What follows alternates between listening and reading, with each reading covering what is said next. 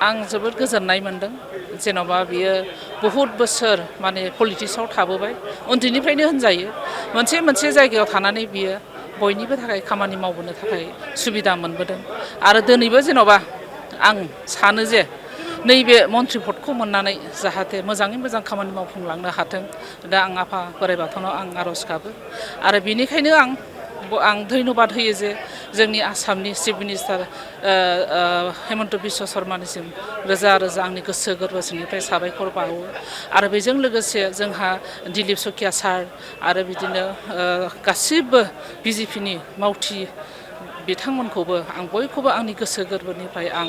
माने साबायखर बावो आरो बेनिफ्राय बांसिन रोजा रोजासिन आं साबायखर बावनो लुबैयो जे तामुलपुर समस्तिनि गासिबो रायजो राजा आइ आफा बिदा फंबाय बिब' बिनानाव आरो गासिबो जाथि जन'गस्थि गासिबखौबो आंनि गोसो गोरबो सिंनिफ्राय आं साबायखर बावो नैबे सारखौ नैबेसिम मोनफैहोनायनि थाखाय